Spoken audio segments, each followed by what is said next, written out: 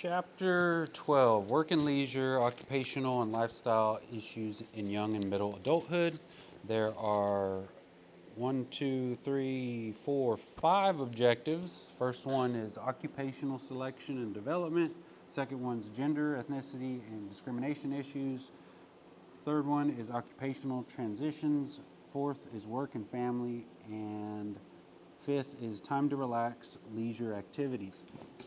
And this is the intro to the chapter. From the time we are small children, we think and plan what we will be when we grow up. Of course, what we will be means what occupation we will have.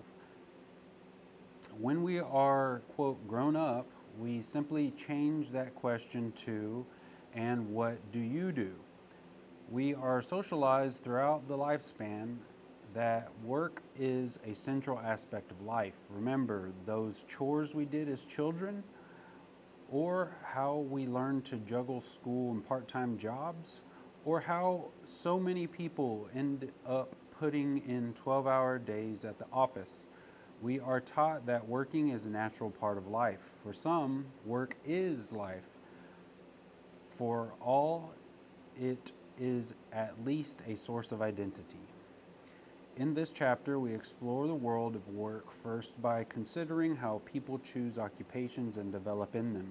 After that, we examine how women and minorities contend with barriers to their occupational selection and development.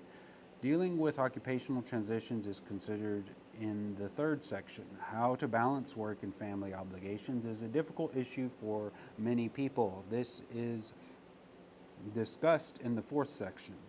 Finally, we will see how people spend their time away from work and leisure activities. As in Chapter 11, our focus in this chapter is on issues faced by both young and middle aged adults. No longer is it only young adults who must deal with occupational selection issues. It is increasingly common for middle aged people to confront the issues of occupational selection all over again as their industry changes or their company downsizes. The quote, last hired, first fired approach taken in many businesses can affect people of all ages who recently started jobs. Similarly, the other topics we consider apply to both younger and middle aged adults. 12.1 Occupational Selection and Development, Learning Objectives. There are one, two, three, four of them. The first one is how do people view work? How do occupational priorities vary with age? 2. How do people choose their occupations? 3. What factors influence occupational development? And 4th, what is the relationship between job satisfaction and age? Introduction. Monique, a 28-year-old senior communications major, wonders about careers. Should she enter the broadcast field as a behind-the-scenes producer, or would she be better suited as a public relations spokesperson? She thinks her outgoing personality is a factor that she should consider in making this decision. Choosing one's work is serious business. Like Monique, we try to select a field in which we are trained and that we also find appealing. Work colors much of what we do in life. You may be taking this course as part of your preparation for work. Work is a source for friends. People arrange personal activities around work schedules. Parents often choose childcare centers on the basis of proximity to where they work. In this section, we explore what work means to adults. We also revisit issues pertaining to occupational selection, first introduced in Chapter 9, and examine occupational development. Finally, we will see how satisfaction with one's job changes during adulthood. The meaning of work. Why do so many of us fight rush hour traffic and the commuting crowds of people to get to work? Studs Terkel, author of the fascinating classic book Working, writes that work is, quote, a search for daily meaning as well as daily bread, for recognition as well as cash, for astonishment rather than stupor. In short, for a short sort of life rather than a Monday through Friday sort of dying. Khalil Gibran, in his mystical book, The Prophet, put it this way: work is love made visible. For some of us, work is a source of prestige, social recognition, and sense of worth. For others, the excitement and creativity and the opportunity to give something of themselves make work meaningful. But for most, the main purpose of work is to earn a living. This is not to imply, of course, that money is the only reward in a job. Friendships, the chance to exercise power, the feeling useful are also important. The meaning most of us derive from working includes both the money that can be exchanged for one's life's necessities and perhaps a few luxuries too, and the possibility of personal growth. What specific occupation a person holds appears to have no effect on his or her need to derive meaning from work, even when their occupation consists of highly repetitive work or is in a declining industry experiencing a higher number of layoffs. People find great personal meaning in what they do. The specific meanings people derive from their work vary with the type of occupation and are influenced by socialization.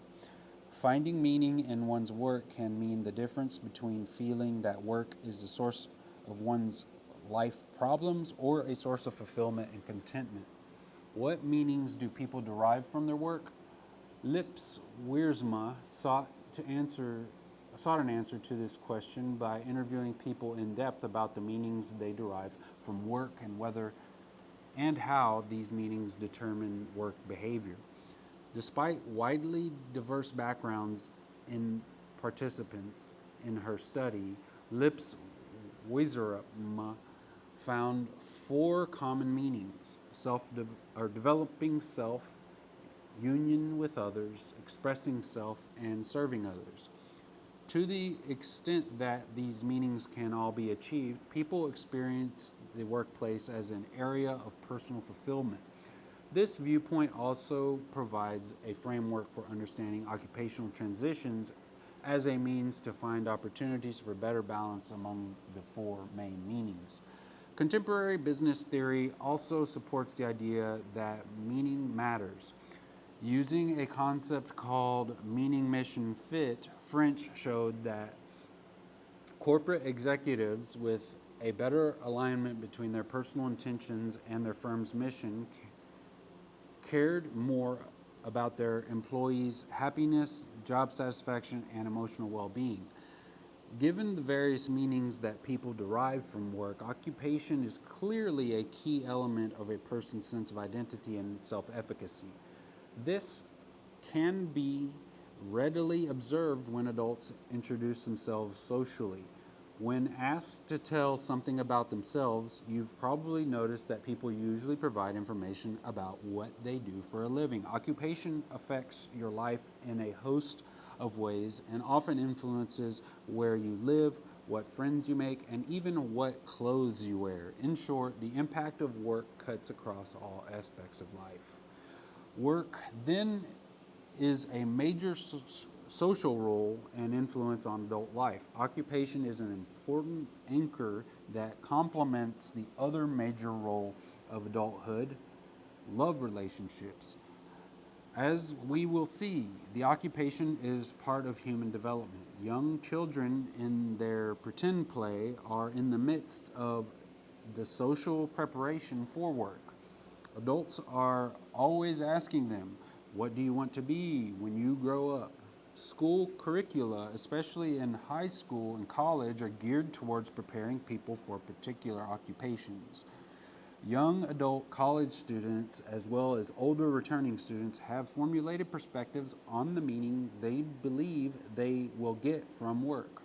Hence, organized these beliefs into three main categories: working to achieve social influence, working to achieve personal fulfillment, and working because of economic reality. These categories reflect fairly well the actual meanings that working adults report.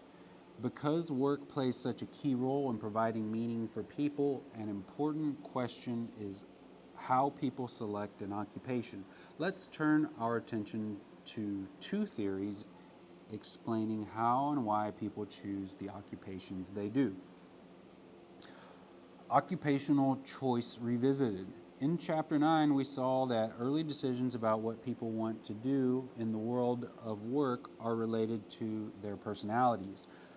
For adults, two primary theories have influenced research. First, Holland's 1997 personality type theory proposes that people choose occupations to optimize the fit between their individual traits, such as personality, intelligence, skills, and abilities, and their occupational interests. Second, social cognitive career theory, or SCCT, proposes that career choice is a result of the application of Bandura's social cognitive theory, especially the concept of self efficacy. Recall from the table on page 331 that Holland categorizes occupations in two ways: by the interpersonal settings in which people must function and by their associated lifestyles. From this perspective, he identifies 6 personality types that combine these factors: investigative, social, realistic, artistic, conventional, and enterprising, which he believes are optimally related to occupations. How does Holland's theory help us understand the continued development of occupational interests in adulthood? Monique's situation helps illustrate this point. Monique, the college senior in the vignette, found a good match between her outgoing nature and her major, communications. Indeed, college students of all ages tend to like best the courses and majors that fit well with their own personalities. Thus, early occupational choices in adolescence continue to be modified and fine tuned in adulthood. Social cognitive career theory complements this approach by emphasizing that how people choose careers is also influenced by what they think they can do and how well they can do it, as well as how motivated they are to pursue a career. In short, it proposes that people's career choices are heavily influenced by their interests. As depicted in the figure 12.1, SCCT has two versions. The simplest includes 4 main factors: self efficacy, your belief in your ability; outcome expectations, what you think will happen in a specific situation; interests, what you like; and choice goals, or what you want to achieve. In more complex versions, also include supports, which are environmental things that help you, and barriers, environmental things that block or frustrate you. How well do these theories work in actual practice? Certainly, the relations among occupation, personality, and demographic variables are complex. First, if we consider the gender and ethnic racial distributions of Holland's personality types, adult men and women are distributed differently, although there are minimal differences across ethnic and racial groups. Regardless of age, women are more likely than men to have social, artistic, or conventional personality types. In part, gender differences reflect different experiences in growing up. For example, hearing that girls grow up to be nurses whereas boys grow up to be firefighters. The differences in personality, for example, gender role identity, and differences in socialization, for example, women are expected to be more outgoing and people oriented than men. However, if we look within a specific occupation type, women and men are quite similar and their interests correspond closely to those that Holland describes. When these types are viewed through the lens of SCCT, meta analyses of several studies show support for the 6 variable version of the model. This means that although people may have underlying tendencies that relate to certain types of occupations, unless they believe they could be successful in those occupations and careers, they are unlikely to choose them. These beliefs can be influenced by external factors. For example, occupational prestige and gender related factors need to be taken into account.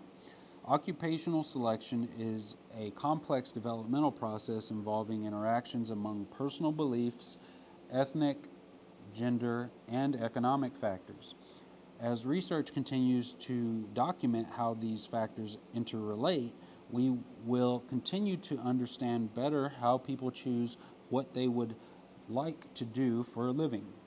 Of course, life does not always play out according to what we would like to do. We will see how this happens as we consider occupational development and occupational changes in this chapter. Occupational development. For most of us, getting a job is not enough. We would also like to move up the ladder. Promotion is a measure of how well one is doing in one's career. How quickly occupational advancement does or does not occur may lead to such labels as fast tracker or dead ender. Barack Obama, who was elected president of the United States at age 47, is an example of a fast tracker. People who want to advance learn quickly how long they should stay at one level and how to seize opportunities when they arise. But others may experience the frustration of remaining in the same job with no chance of promotion. How a person advances in a career seems to depend on professional socialization, which is the socialization that occurs when people learn the unwritten rules of an organization.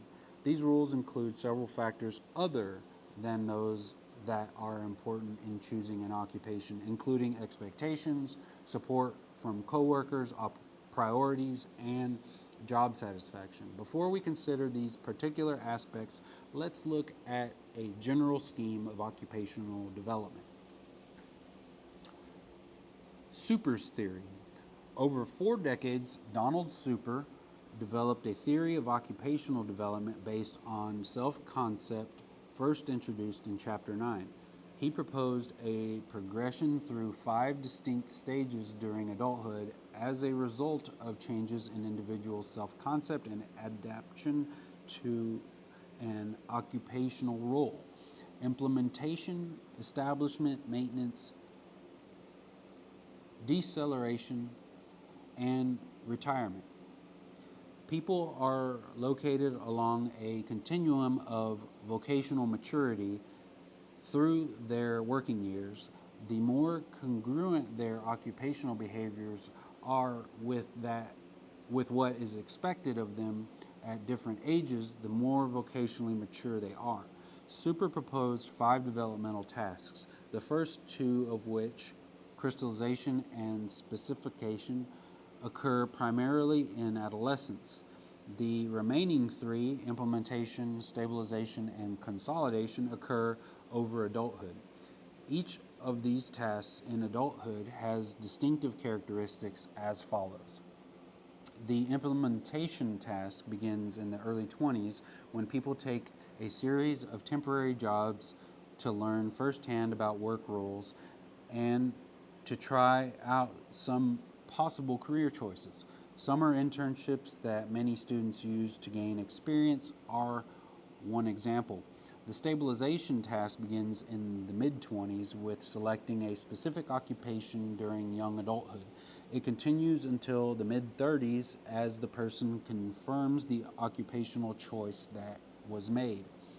The consolidation task begins in the mid-30s and continues throughout the rest of the person's working life as people advance up the career ladder. Taking a position in a law firm and working one's way up to partner, or beginning as a sales clerk in a store in a mall and moving up to store manager are 2 examples. These adults' tasks overlap a sequence of developmental stages beginning at birth, that continues during adulthood, exploratory, which is age 15 to 24, establishment, age 24 to 44, maintenance, age 45 to 64, and decline, age 65 and beyond.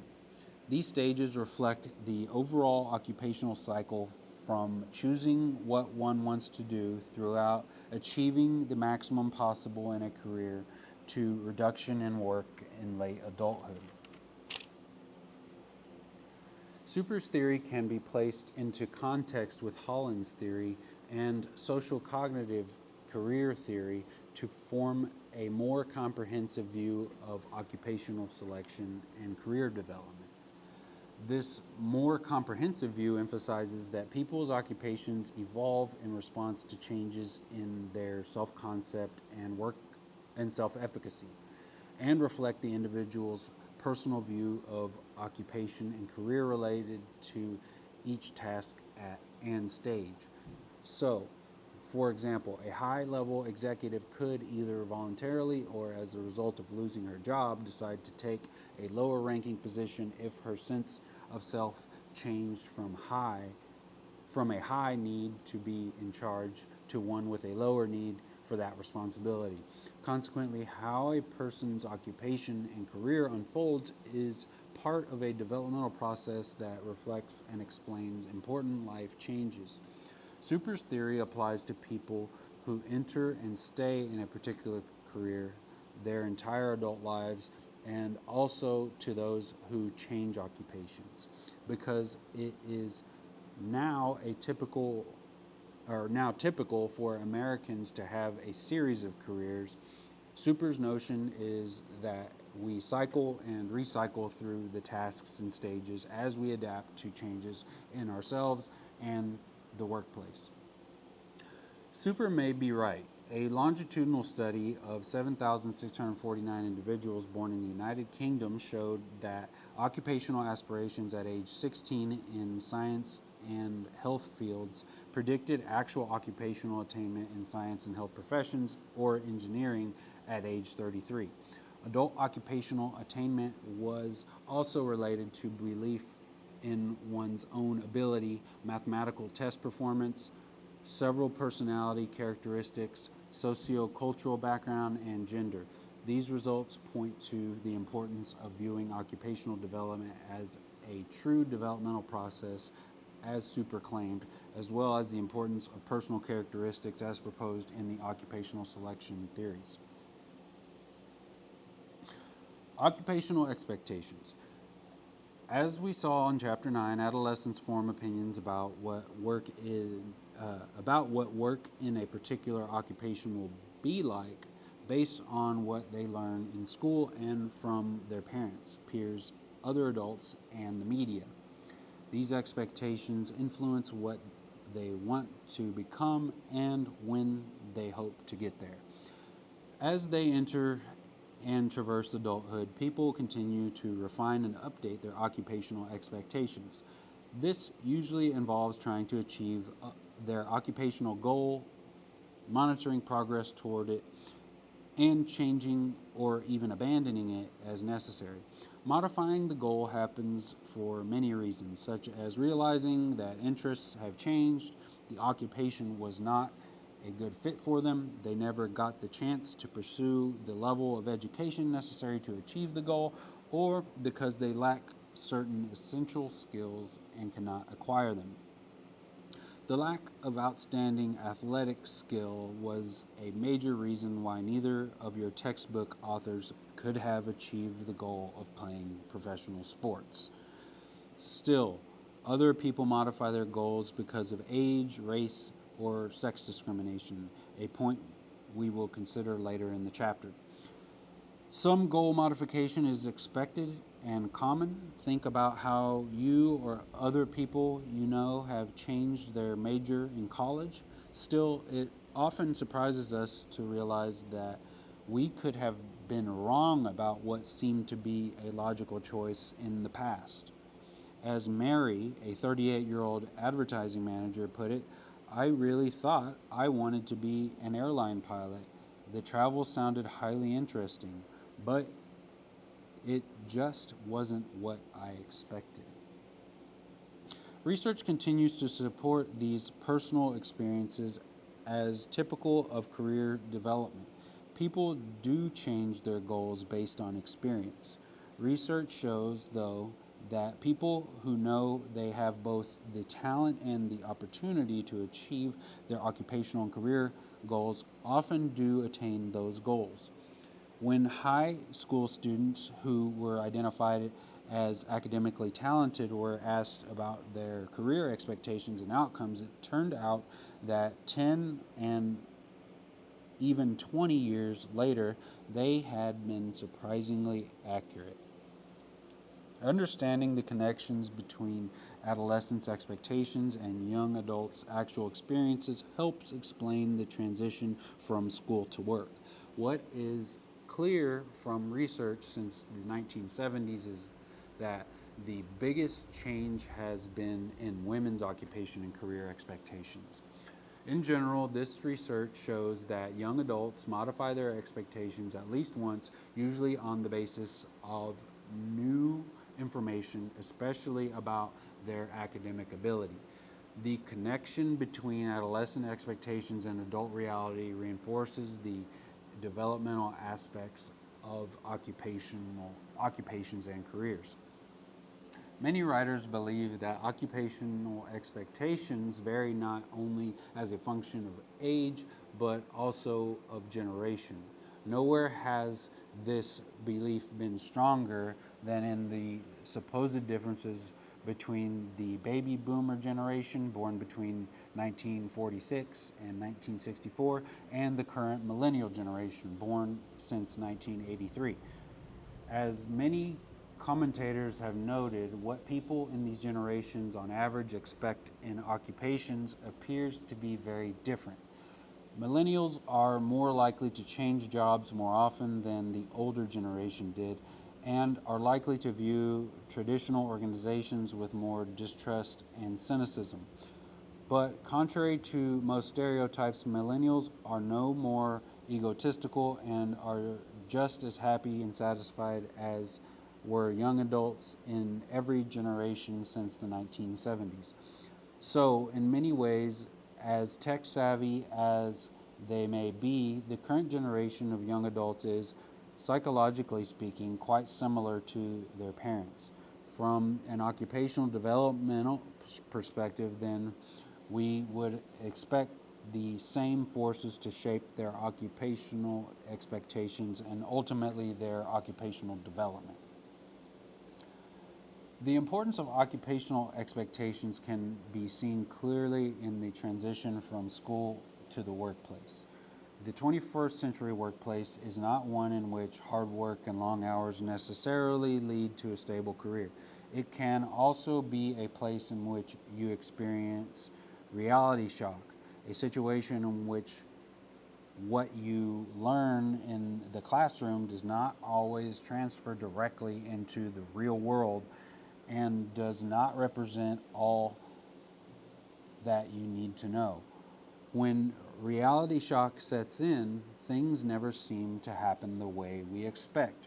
Reality shock befalls everyone. For example, you can imagine how a new teacher feels when her long hours preparing a lesson result in students who act bored and unappreciative of her efforts.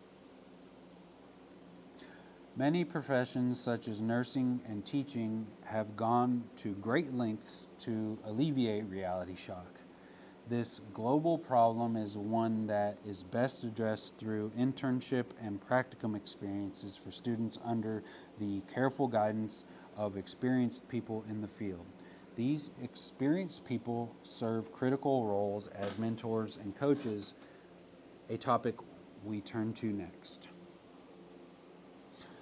The role of mentors and coaches. Imagine how hard it would be to figure out everything you needed to know in a new job with no support from the people around you.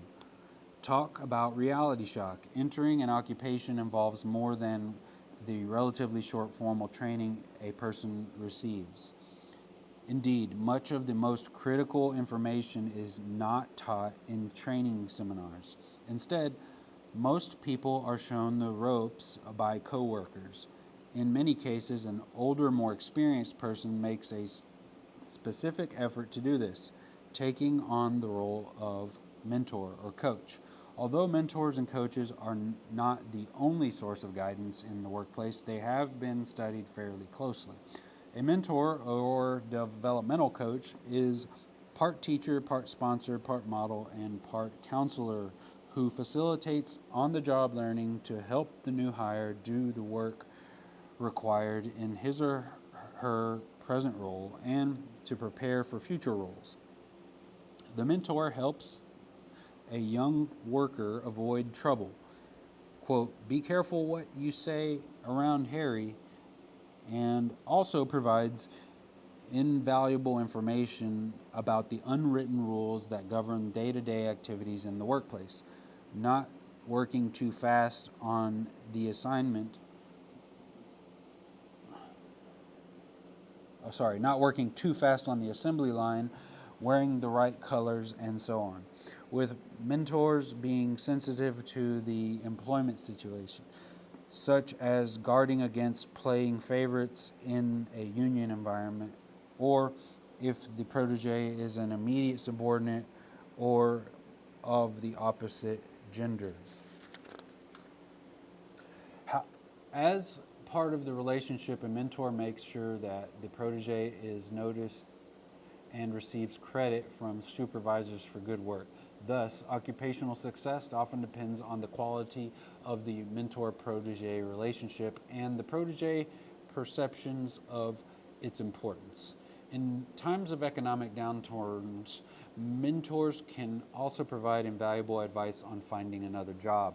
Cram theorized that the mentor relationship develops through 4 phases. Initiation, mentors and proteges begin the relationship.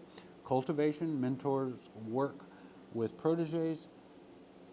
Separation, proteges and mentors spend less time together. And redefinition, the mentor-protege relationship either ends or is transformed into a different type of relationship. Research supports this developmental process as well as the benefits of having a mentor. Having a mentor and a high level of career motivation are especially important to career development. Clearly, proteges gain tangible benefits from having a mentor, as described in Fisher and Zachary, Practical Guide to Mentoring from the Protege's Perspective. What do mentors get from the relationship? In Chapter 1, we saw that the ideas in Erikson's theory included important aspects of adulthood relating to work. Helping a younger employee learn the job is one way to fulfill aspects of Erikson's phase of generativity.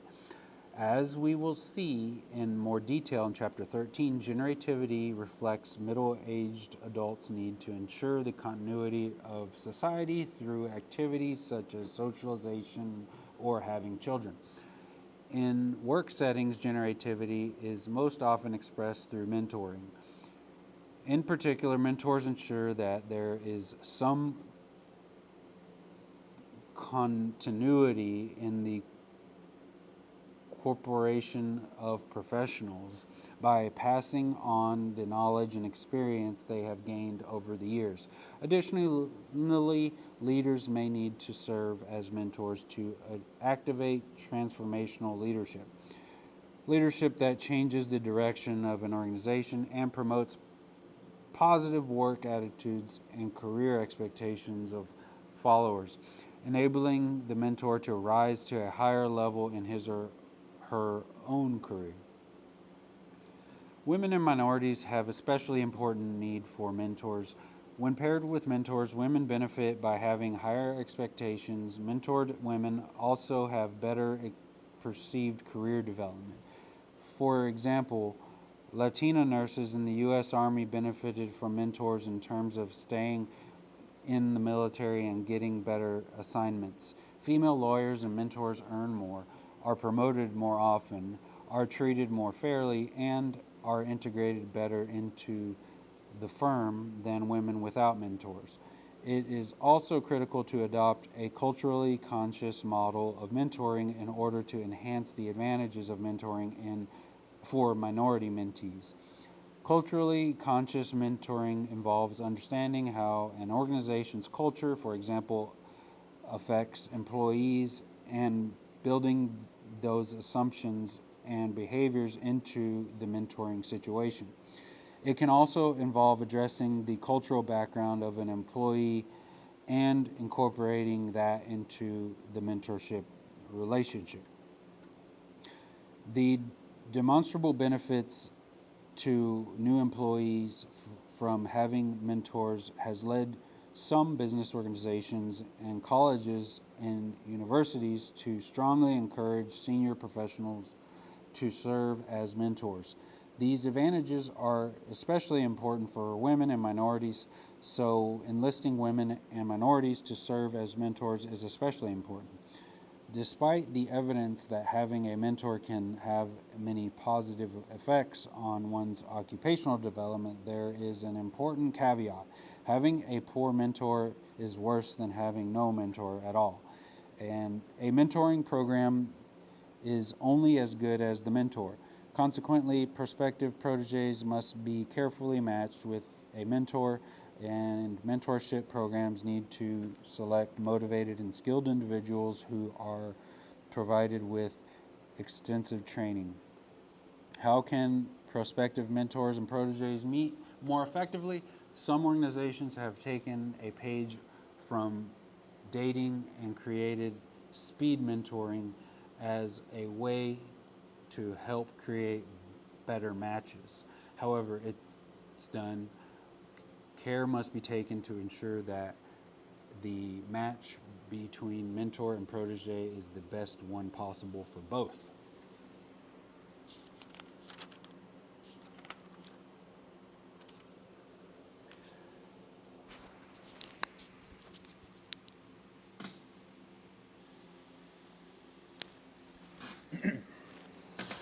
Job satisfaction. What does it mean to be satisfied with one's job or occupation?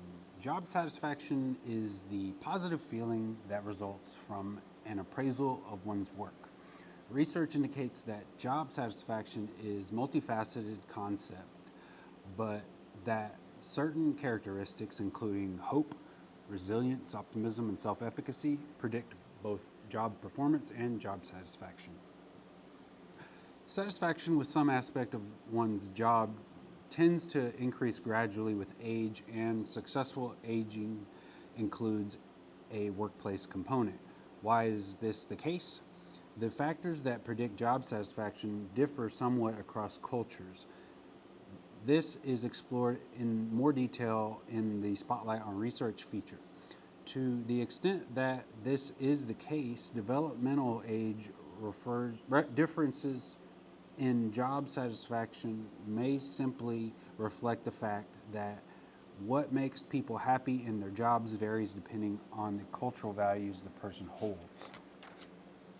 So, how does job satisfaction evolve over young and middle adulthood? As you probably suspect, it's complicated. You may have you may be pleased to learn that research shows that given sufficient time, most people eventually find a job with which they are reasonably happy. Optimistically, this indicates that there is a job out there somewhere in which you will be happy. That's good because research grounded in positive psychology theory indicates that happiness fuels success. Consider also that middle-aged workers have had more time to find a job that they like, or may have resigned themselves to the fact that things are unlikely to improve, resulting in better congruence between worker desires and job attributes. It's also true that job satisfaction does not increase in all areas and job types with age. For example, middle-aged workers are more satisfied with the intrinsic personal aspects of their jobs, such as perceived control and self efficacy, than they are with the extrinsic aspects, such as pay. White collar professionals show an increase in job satisfaction with age, whereas those in blue collar positions generally do not. And these findings hold with both men and women. This is also true across cultures. A study of Filipino and Taiwanese workers in long-term healthcare industry in Taiwan showed that workers with 4 and 5 years experience had lower job satisfaction than workers with less experience. But job satisfaction among older physicians in Norway increases over time. As you might suspect, the type of job one has and the kinds of family responsibilities one has at different career stages, as well as the flexibility of work options such as telecommuting and family leave benefits to accommodate those responsibilities, influence the relationship between age and job satisfaction. This suggests that the accumulation of experience, changing context, and the stage of one's career development may contribute to the increase in job satisfaction over time. Finally, job satisfaction may be cyclical. With the current pattern of multiple occupations and careers, job satisfaction may wax and wane. The idea is that job satisfaction increases over time because people change jobs or responsibilities on a regular basis, thereby keeping their occupation interesting and challenging. Alienation and burnout. As you've most likely heard or experienced, all jobs create a certain level of stress. There are deadlines, times during which you are extremely busy, performance standards that have little room for deviation. For most workers, such negatives are merely annoyances, but for others, extremely stressful situations on the job may result in alienation and burnout.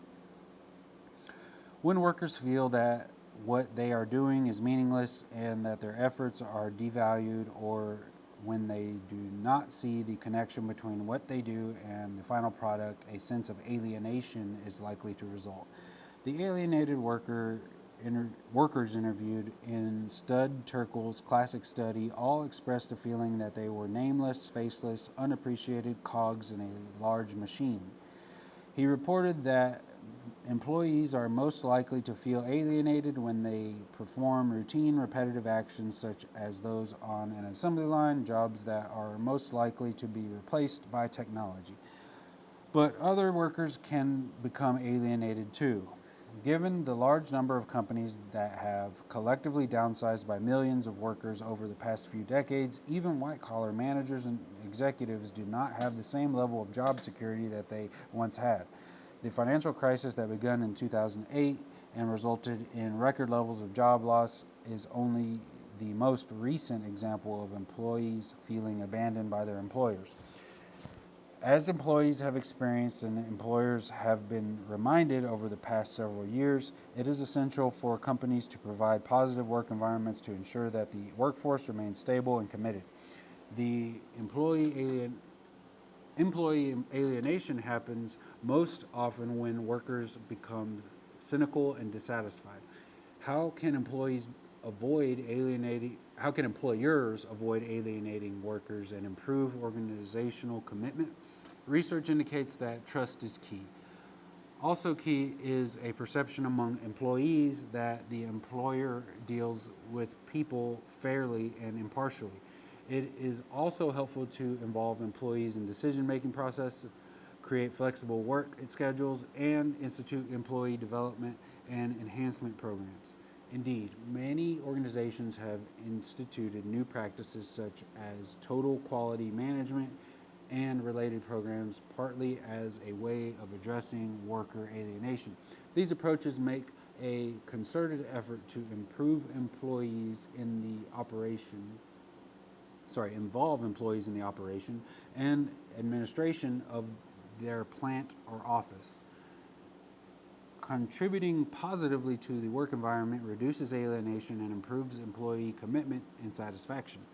Sometimes the pace and pressure of the occupation becomes more than the person can bear, resulting in burnout, a depletion of a person's energy and motivation, the loss of occupational idealism, and the feeling that one is being exploited. Burnout is a state of physical, emotional, and mental exhaustion as a result of job stress.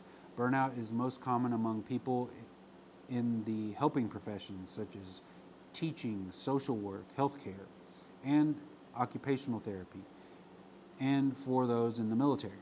For example, nurses have high levels of burnout from stress and are thus more likely to verbally abuse other nurses. People in these professions must constantly deal with other people's complex problems, usually under difficult time constraints. Dealing with these pressures every day, along with bureaucratic paperwork, may become too much for the worker to bear. Ideals are abandoned, frustrations build, and disillusionment and exhaustion set in. In short, the worker is burned out, and burnout can negatively affect the people who are supposed to receive services from the burned out employee. But we know that burnout does not affect everyone in a particular profession. For example, some nurses feel burned out, whereas others do not. Why? Valorand proposes that the difference relates to people feeling different types of passion, obsessive and harmonious, towards their jobs. A passion is a strong inclination toward an activity that individuals like or even love, that they value and thus find important, and in which they invest time and energy. Valorant's passion model proposes that people develop a passion towards enjoyable activities that they incorporate into identity. Valorant's model differentiates between two kinds of passion, obsessive and harmonious. Obsessive passion happens when people experience an uncontrollable urge to engage in the activity, which actually interferes with positive feelings and satisfaction, perhaps even creating negative feelings when they do it. A critical aspect of obsessive passion is that the integral urge to engage in the passionate activity makes it very difficult for the person to fully disengage from thoughts about the activity, leading to conflict with other activities in the person's life. In contrast, harmonious passion results when individuals have freely accepted activity as important for them without any contingencies attached to it. Individuals do not feel compelled to engage in their enjoyable activity, rather, they freely choose to do so. With this type of passion, the activity occupies a significant but not overpowering space in the person's identity and is harmonious with other aspects of the person's life. Research in France and Canada indicate that the passion model accurately predicts employees' feelings of burnout. As shown in the figure 12.3, obsessive passion predicts higher levels of conflict, which in turn predicts higher levels of burnout. In contrast, harmonious passion predicts higher levels of satisfaction at work, which in turn predicts lower levels of burnout. The best way to lower burnout are intervention programs that focus on both the organization and the employee. At the organization level, job restructuring and employee provided programs are important. Research on what employees themselves can do shows that practicing stress reduction techniques, lowering other people's expectations, cognitive restructuring of work situation, and finding alternative ways to enhance personal growth and identity are most effective. In short, alienation and burnout can be reduced by making workers feel that they are important to the organization, involving them in decisions, keeping expectations realistic, ensuring good communication, and promoting teamwork. As organizations adopt different management styles, perhaps these goals can be achieved.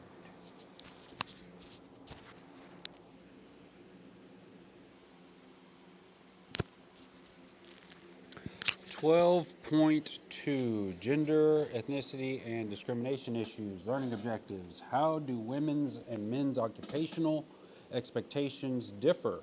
How are they viewed when they enter occupations that are not traditional for their gender? Objective 2, what factors are related to women's occupational development? Objective 3, what factors affect ethnic minority workers' occupational experiences and occupational development? And the final objective, what types of bias and discrimination hinder the occupational development of women's and ethnic minority workers? Janice, a 35-year-old African American manager at a business consulting firm, is concerned because her career is not progressing as rapidly as she had hoped. Janice works hard and has received excellent performance ratings every year, but she has noticed that there are very few women in upper management positions in her company. Janice wonders whether she will ever be promoted. Occupational choice and development are not equally available to all, as Janice is experiencing. Gender, ethnicity, and age may create barriers to achieving one's occupational goals.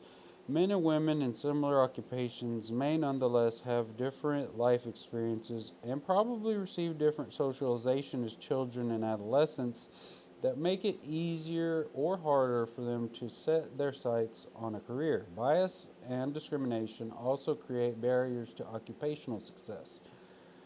In this section, we'll get a better appreciation of the personal and structural barriers that exist for many people. Gender differences in occupational selection.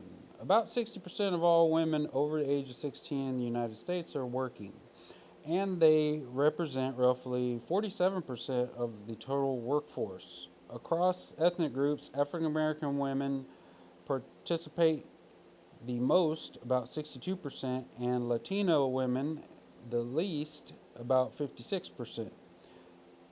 However, major structural barriers to women's occupation selection remain. Let's take a look at the situation in both traditional and non traditional occupations for women. Structural barriers for women, traditional and non traditional occupations. In the past, women employed outside the home tended to enter traditional female dominated occupations such as secretarial, teaching, and social work jobs. This was due mainly to their socialization into these occupational tracts. However, as more women enter the workforce and as new opportunities are open for women, a growing number work in occupations that have been traditionally male dominated, such as construction and engineering. The U.S. Department of Labor categorizes women's non traditional occupations as those in which women constitute 25% or less of the total number of people employed. The skilled trades, electricians, plumbers, and carpenters, still have among the lowest participation rates of women. Why some women end up in non traditional occupations appears to be related to personal feelings and experiences as well as to self efficacy and expectations about occupation. Despite the efforts to counteract gender stereotyping of occupations, women who choose non traditional occupations and are successful in them tend to be viewed negatively. They are described as being cold and having strongly desirable interpersonal characteristics. For example, in one study, they were described as bitter, quarrelsome, selfish, deceitful, and devious, as compared with similarly successful male managers. In a study conducted in India, both women and men gave higher respectability ratings to males than to females in the same occupation. In the United States, research shows that men still prefer to date women who are in traditional careers. Worst of all, people are less likely to perceive incidents of sexual coercion as harassment when a woman is a non traditional occupation. Additionally, compared to women who work in traditional occupations, women who work in non traditional occupations are less likely to believe that they are being sexually harassed when confronted with the same behavior. Taken together, these studies show that we still have a long way to go before people can choose any occupation they want without having to contend with gender related stereotypes. Although differences in although differences in opportunities for women in traditional and non-traditional occupations are narrowing, key differences remain. Women in occupational development. If you were to guess what a young woman who has just graduated from college will be doing occupationally 10 years from now, what would you say? Would you guess that she will be strongly committed to her occupation? Will she have abandoned it for other things? Occupational development for women has undergone major changes over the past several decades. The characteristics and aspirations of women who entered the workforce in the 1950s and those from the baby boomers born between 1946 and 1964, Generation X born between 1965 and 1982, and the millennials born since 1983 are significantly different. Women in previous generations had fewer opportunities for employment choice and had to overcome more barriers. These differences play out in women's occupational development. In the 21st century, women entrepreneurs are starting small businesses at a faster rate than men and are finding that a home based business can solve many of the challenges they face in balancing employment and home life. For those seeking work outside the home, Gen X women negotiate beyond the first offer of a job, salary, and benefits package to make deals with prospective employers on a work environment that is best for their career interests and the needs of their family. In this scenario, the employer wins as well. Happy employees can provide their employer with cost savings, increased retention, reduced absenteeism, and greater productivity. These beneficial opportunities for working women include flexible work options, increased personal and vacation time, child care assistance, and benefits that fit individual needs. Still, some women who work in traditional work environments cite challenges that include pressure to work longer hours, increased commute time, rising child care costs, and limited health care options. The Working Women in Piscioni's study also report increased financial and emotional stress during their children's summer breaks or during the after school hours when their children are home alone. Equally difficult to contend with is the perception in some workplaces of a working mother not being a team player or not being able to do the tough work because she may be pulled away by childcare needs at a critical time. As the millennial generation heads into the workforce, it will be interesting to see whether their high degree of technological sophistication will provide still more occupational and career options. Technologically mediated workplaces may provide solutions to many traditional issues such as work family conflict, but traditional gender roles have a powerful influence.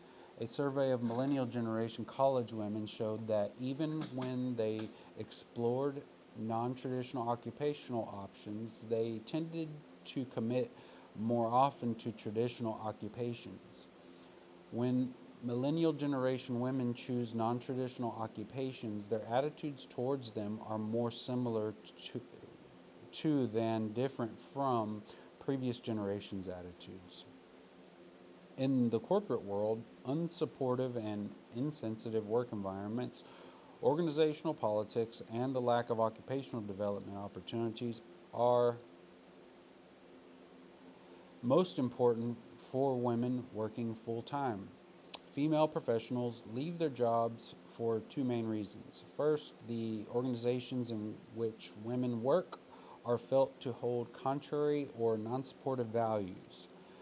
Organizations that women perceive to be unsupportive are those that idealize and reward masculine values of working, individuality, self sufficiency, and individual contributions, while emphasizing tangible outputs, competitiveness, and rationality.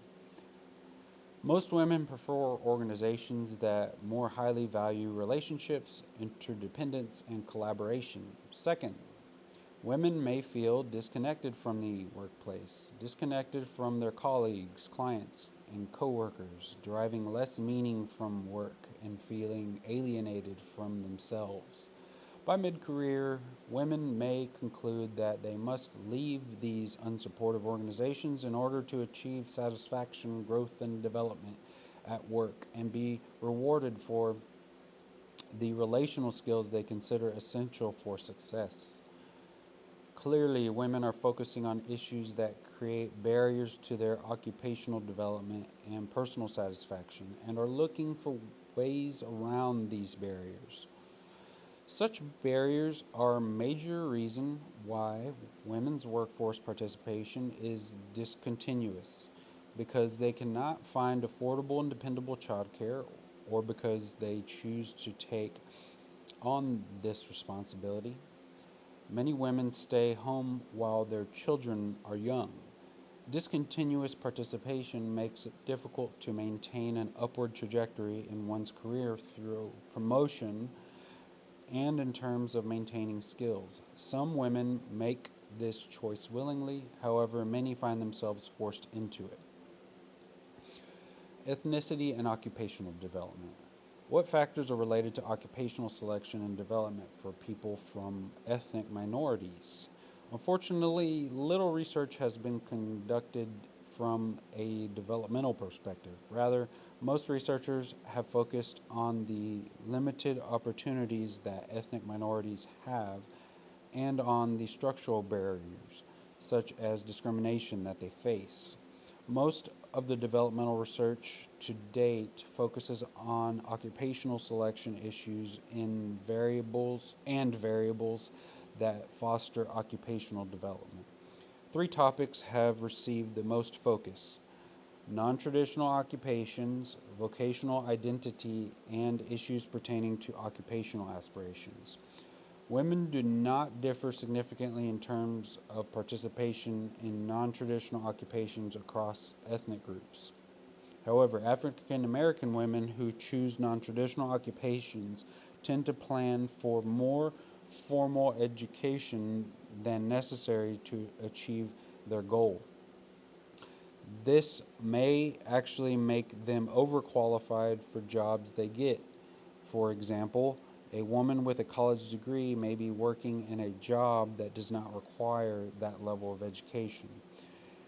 In the area of leadership aspiration, the degree to which one aspires to a leadership position in one's company, African American workers in general report lower levels than do European American workers. Latino Americans differ from European Americans in some ways and are similar to them in others.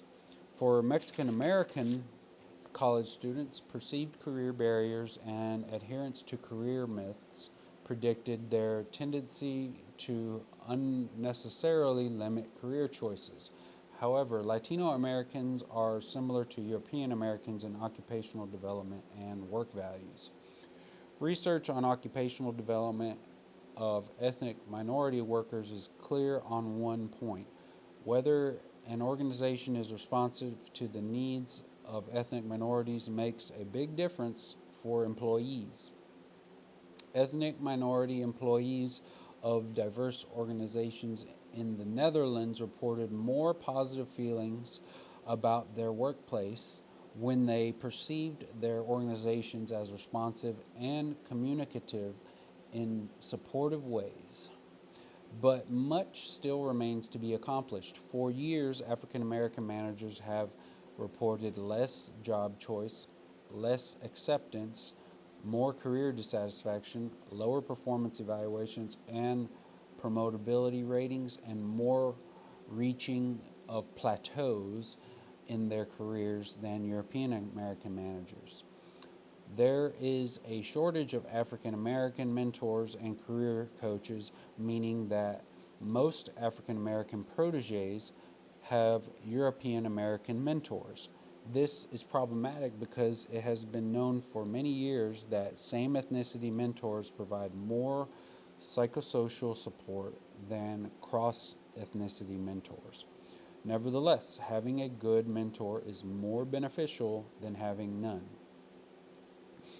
Biases and discrimination. Since the 1960s, organizations in the United States have been sensitized to the issues of bias and discrimination in the workplace. Hiring, promotion, and termination procedures have come under close scrutiny in numerous court cases, resulting in judicial rulings governing these processes.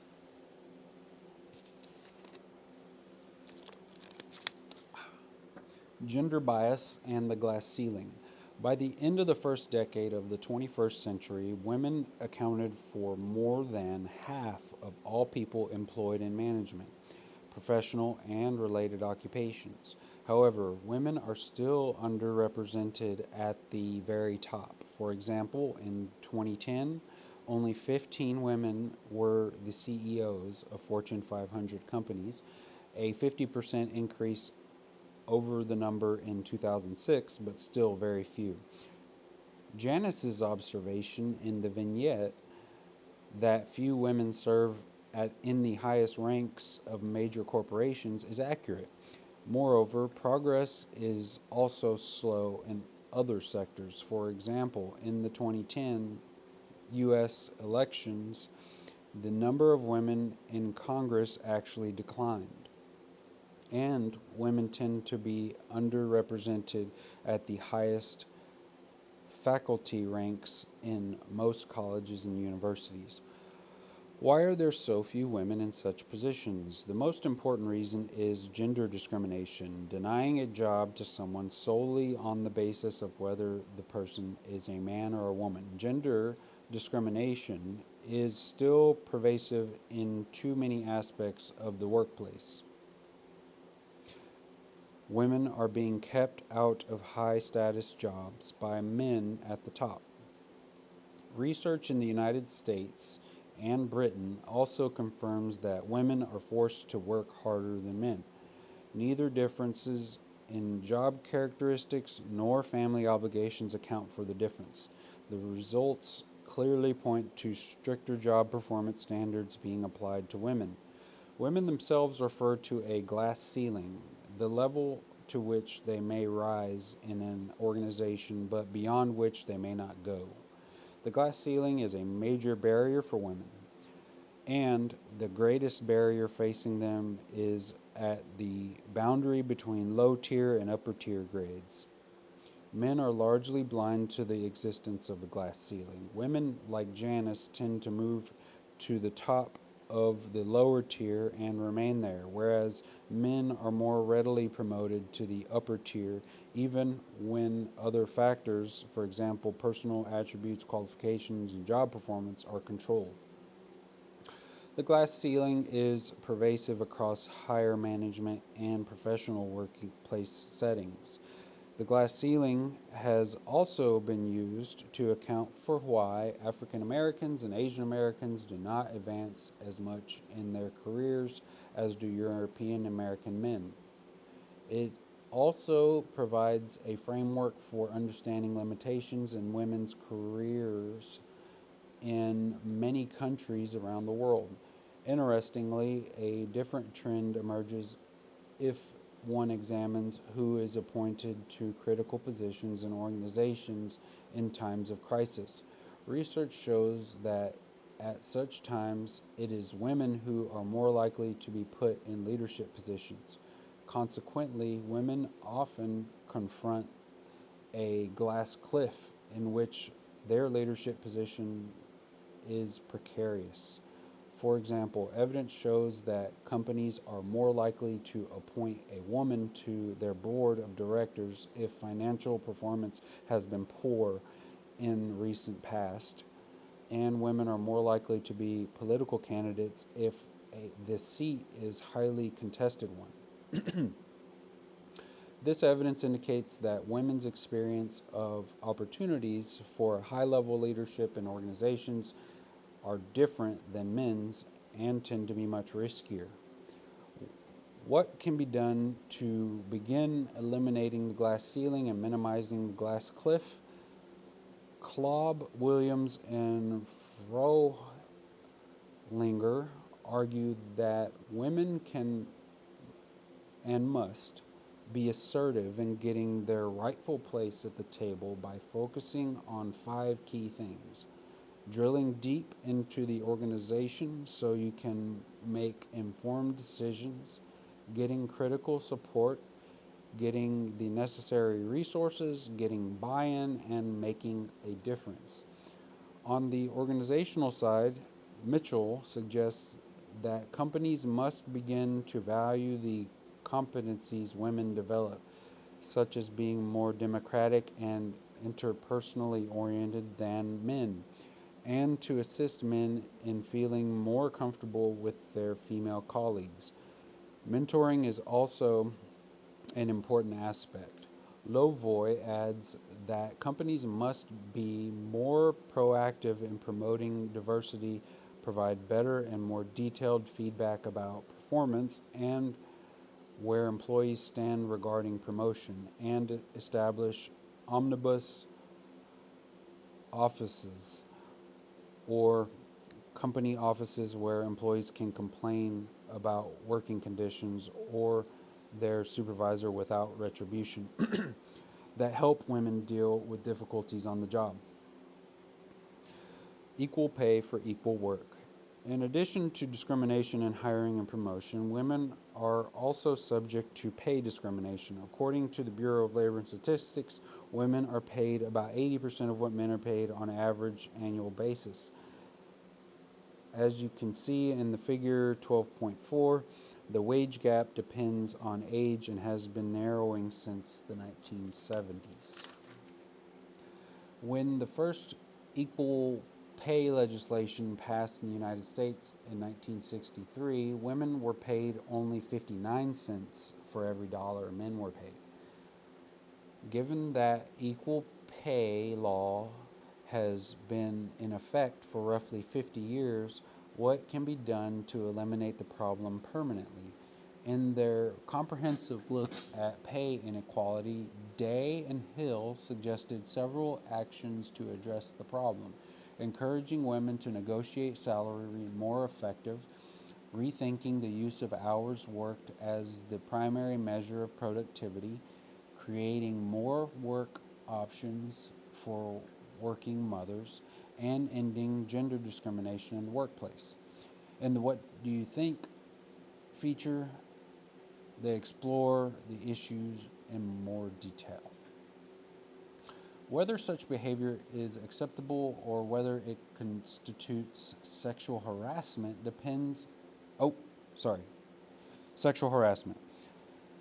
Suppose you have been working very hard on a paper for a course and think you've done a good job. When indeed you receive an A on the paper, you are elated. When you discuss your paper and your excitement with your instructor, you receive a big hug. How do you feel? What if this situation involved a major project at work and the hug came from your boss, your coworker? What if it were a kiss on your lips instead of a hug? Whether such behavior is acceptable or whether it constitutes sexual harassment depends on many situational factors, including the setting and the people involved and the relationship between them. Interest among U.S. researchers increased dramatically after the 1991 Senate hearings involving Supreme Court nominee Clarence Thomas and Anita Hill, who accused him of sexual harassment. Charges against President Bill Clinton in the 1990s and scandals involving major corporate and political leaders. Sexual harassment is not merely a U.S. phenomenon. Sad to say, it occurs around the world. Generally, sexual harassment research focuses on situations in which there is a powerful differential between two people, most often involving men with more power over women. This research has influenced and been influenced by the court decisions and the emerging definitions of sexual harassment.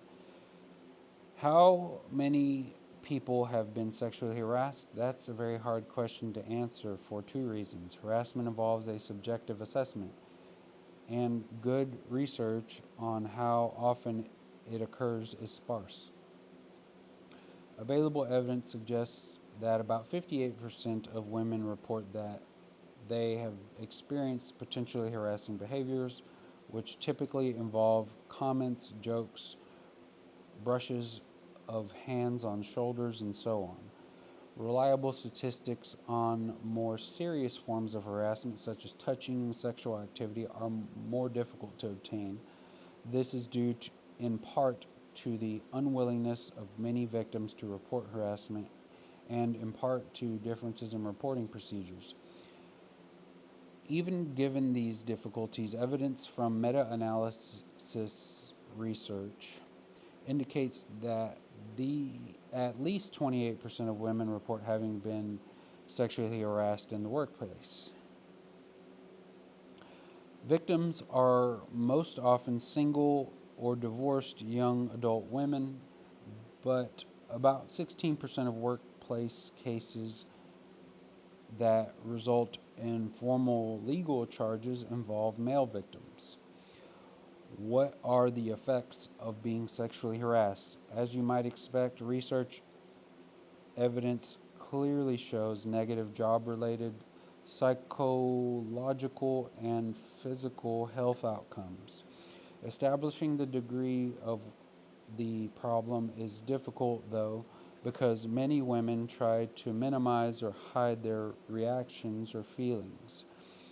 It is becoming evident, however, that one need not experience the worst kinds of sexual harassment before being affected. Even low levels of frequent encounters with sexual harassment can have significant negative consequences for women. Cultural differences in labeling behaviors as sexually harassing are also important. For example, one study found that U.S. women judge specific interactions as more harassing than U.S. men, although women and men from Australia, Brazil, and Germany did not differ in their judgments. Research comparing countries in the European Union reveals differences across these countries in terms of definitions and corrective action. Unfortunately, little research has been done to identify what aspects of organizations foster harassment or to determine the impact of educational programs aimed at addressing the problem. In 1998, the U.S. Supreme Court in Oncale versus Sundower Offshore Services ruled that sexual harassment is not limited to female victims and that the relevant laws also protect men. This case is significant for establishing the same-sex harassment, or that same-sex harassment is barred by the same laws that ban heterosexual harassment. Thus, the standard by which harassment is judged could now be said to be a reasonable person standard. What can be done to provide people with a safe work and learning environments free from sexual harassment? Training in gender awareness is a common approach that often works, especially given that gender differences exist in perceptions of behavior. Clearly, differentiating between workplace romance and sexual harassment is another essential element. Age discrimination. Another structural barrier to occupational development is age discrimination, which involves denying a job or promotion to someone solely on the basis of age. The U.S. Age Discrimination in Employment Act of 1986 protects workers over the age of 40. A similar law, the Employment Equality Age Regulations, went into effect in the United Kingdom in 2006, and more European countries are protecting middle aged and older workers. These laws stipulate that people must be hired based on their ability, not their age. Under these laws, employers are banned from refusing to hire and from discharging workers solely on the basis of age. Furthermore, employers cannot segregate or classify workers or otherwise denote their status on the basis of age. Employment prospects for middle aged people around the world are lower than their younger counterparts. For example, age discrimination toward those over age 45 is common in Germany and Hong Kong, resulting in longer periods of unemployment, early retirement, or negative attitudes. Such practices may have companies more Such practices may save companies money in the short run, but the loss of expertise and knowledge comes at a high price. Indeed, global corporations are retaining and integrating middle aged workers as a necessary part of remaining competitive. Age discrimination may occur in several ways, but is not typically demonstrated by professional human resource staff. Age discrimination usually happens prior to or after interaction with human resource staff by other employees making the hiring decisions, and it can be covert. For example, employers can make certain types of physical or mental performance a job requirement and argue that older workers cannot meet the standard prior to an interview. Or they can attempt to get rid of older workers by using retirement incentives. Supervisors' stereotyped beliefs sometimes factor in performance evaluations for raises or promotions or in decisions about which employees are eligible for additional training.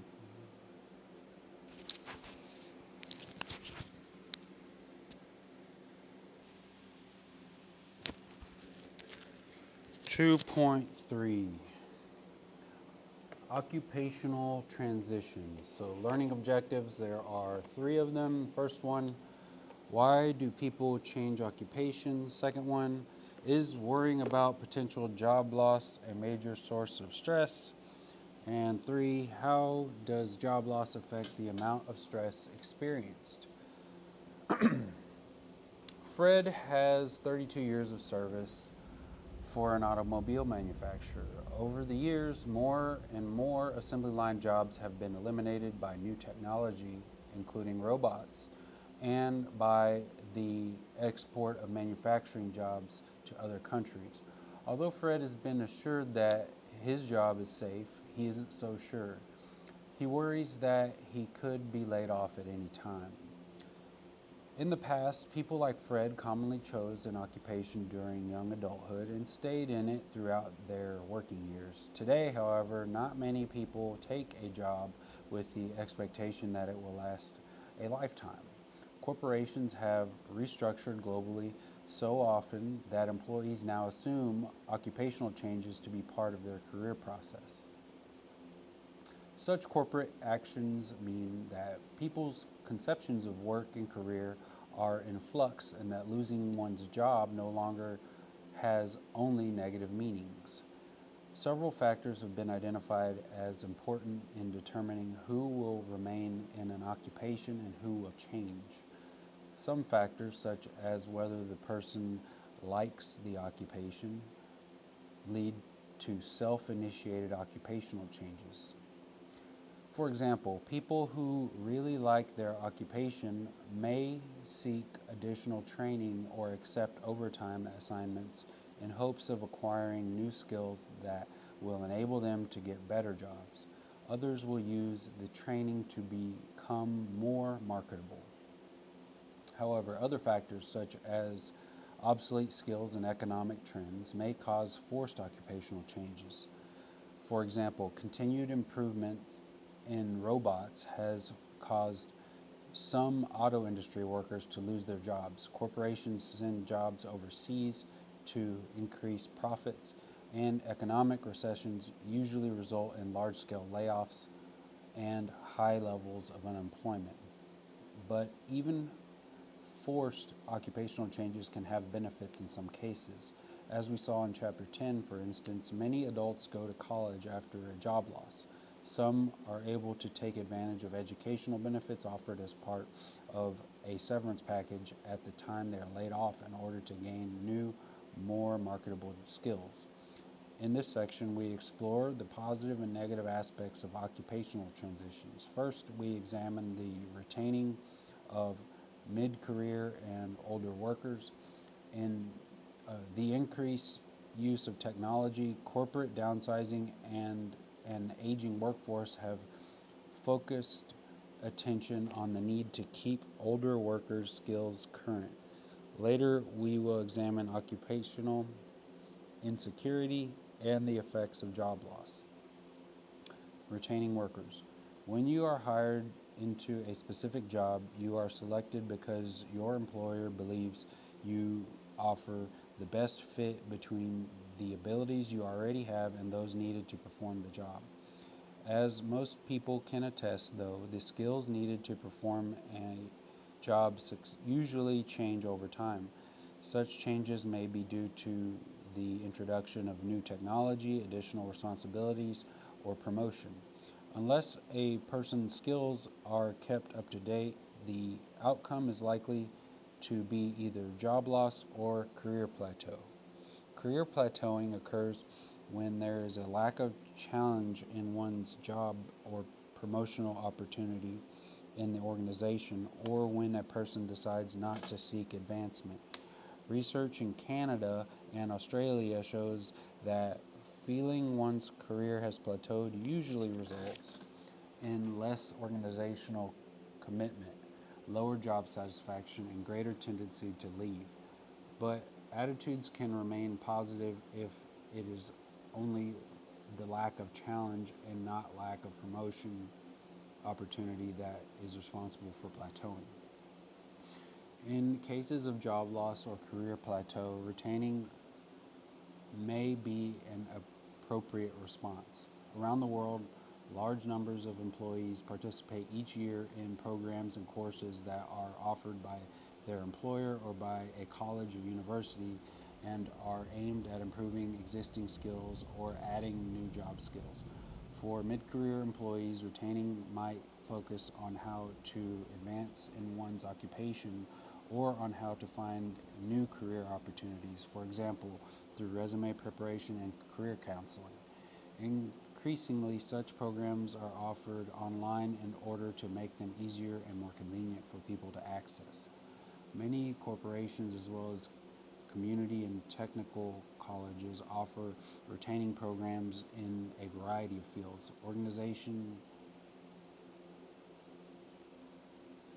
Organizations that promote employee development typically promote in-house courses to improve employee skills. They may also offer tuition reimbursement programs for individuals who successfully complete courses at colleges or universities. The retaining of mid-career and older workers highlights the need for lifelong learning.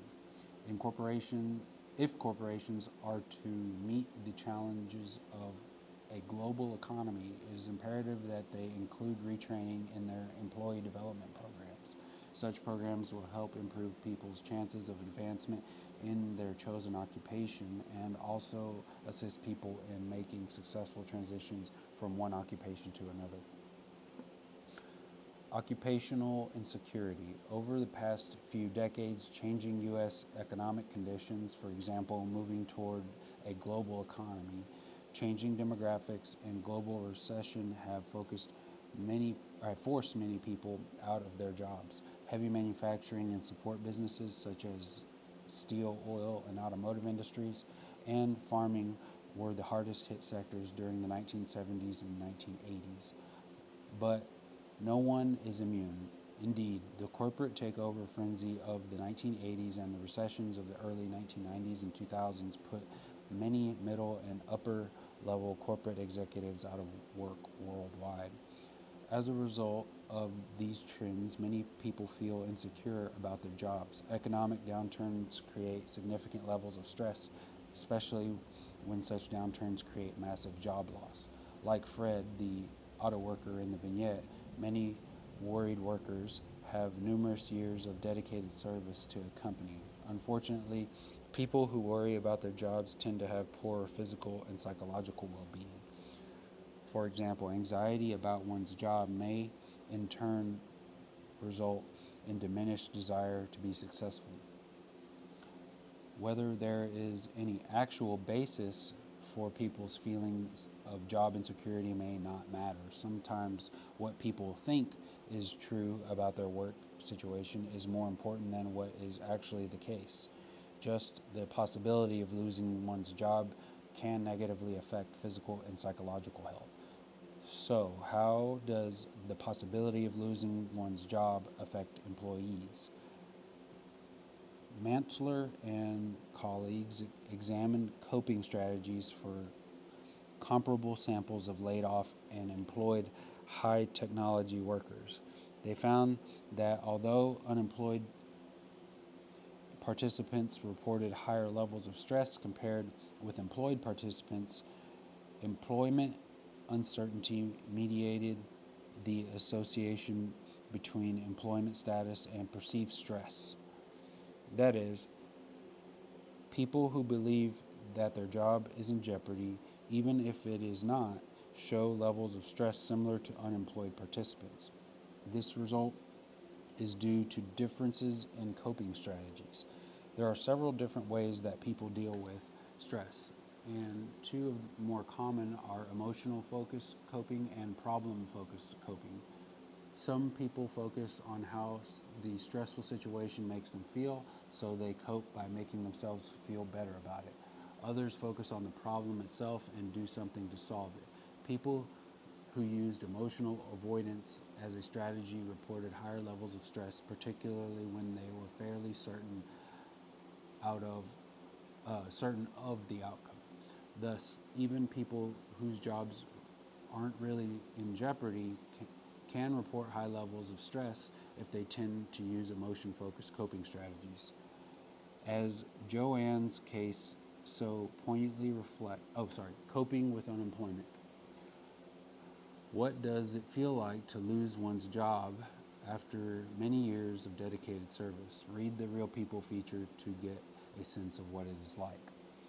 As Joanne's case so poignantly reflects, losing one's job can have enormous personal impact that can last a very long time. When unemployment rates hit 10.6% in January 2010, millions of people could relate to these feelings.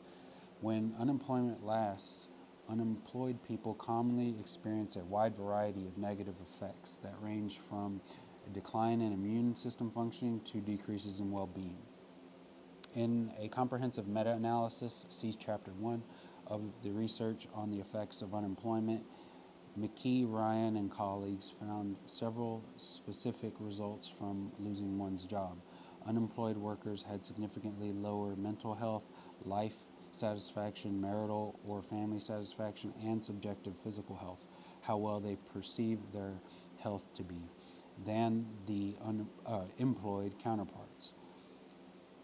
With reemployment, these negative effects disappear. Figure 12.5 shows the physical and psychological health following job displacement is influenced by several factors. The effects of job loss vary with age and gender. In the United States, middle-aged men are more vulnerable to the negative effects than older and younger men, largely because they have greater financial responsibilities than the other two groups. But women report more negative effects over time. Research in Spain indicates that Gender differences in responding to job loss are complexly related to family responsibilities and social class. Specifically, to the extent that work is viewed as your expected contribution to the family, losing one's job has more substantial negative effect. Because this trend, because this tends to be more the case for men than for women, it helps explain the gender differences. As we noted in Chapter 11, single mothers are particularly vulnerable to financial pressures. Losing a job for them can be simply devastating.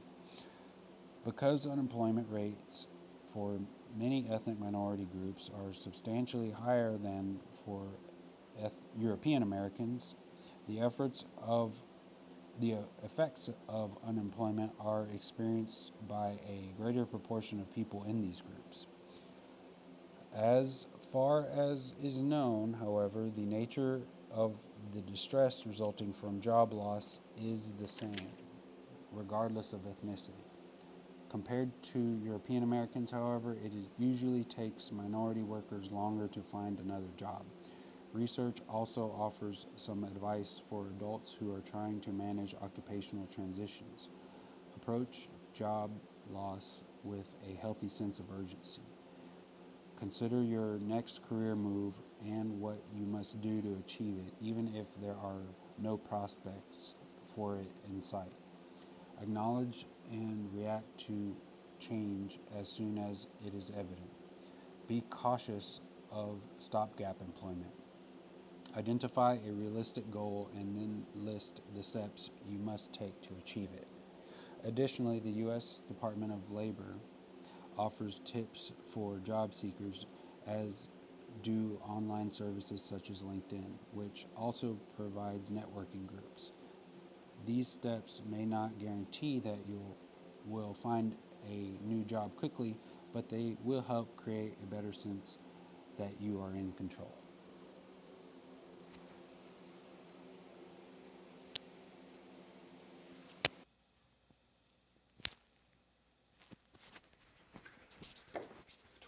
.4 Work and Family. There's two objectives. First one is, what are the issues faced by employed people who care for dependents? And number two, how do partners view the division of household chores, and what is the work family conflict, and how does it affect couples' lives? Jennifer, a 38-year-old sales clerk at a department store, feels that her husband, Bill, doesn't do his share of the housework or childcare. Bill says that real men don't do housework and that he's really tired when he comes home from work. Jennifer thinks that this isn't fair, especially because she works as many hours as her husband. One of the most difficult challenges facing adults like Jennifer is trying to balance the demands of occupation with the demands of family. Over the past few decades, the rapid increase in the number of families in which both parents are employed has fundamentally changed how we view the relationship between work and family. This can even mean taking a young child to work as a way to deal with the pushes and pulls of being an employed parent. In roughly 60% of the two-parent households today, both adults work outside the home, a rate slightly lower than the previous years due to economic recession. The main reason?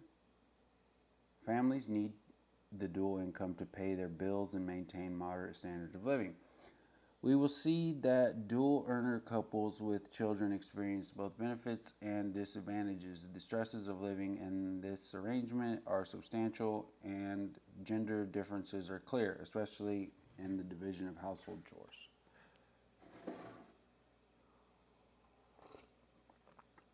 The dependent care dilemma. Many employed adults must also provide care for dependent children or parents. As we will see, the issues they face are complex. Employed caregivers revisited. Many mothers have no option but to return to work after the birth of a child. In fact, about 55% of unmarried mothers with children under the age of 3 years work for pay. with with another 9% officially considered unemployed but looking for employment. When Some women, though, grapple with the decision of whether they want to return to work. Surveys of mothers with preschool children reveal that the motivation for returning to work tends to be related to financial need and how attached mothers are to their work. The amount of leave time a woman has matters. The passage of the Family and Medical Leave Act of 1993 entitled workers to take unpaid time off to care for their dependents with the right to return to their jobs. This act resulted in an increase in the number of women who returned to work at least part-time. Although working part-time work seems appealing, what matters more is whether mothers are working hours that are closer to what they consider ideal and are accommodating to their family's needs. Perceptions of ideal working hours differ as a function of gender and life cycle stage regarding children, as shown in Figure 12.6. A concern for many women is whether stepping out of their occupations following childbirth will negatively affect their career paths. Indeed, evidence clearly indicates that it does. Women in the United States are punished even for short leaves, but even in women-friendly countries such as Sweden, long leaves typically result in negative effect on upward career movement. Often overlooked is the increasing number of workers who must also care for a parent or partner. Of women caring for parents or parent-in-law, more than 80% provide an average of 23 hours per week of care, and 70% contribute money. Because most of these women are middle-aged, we will consider their situation in more detail in Chapter 13.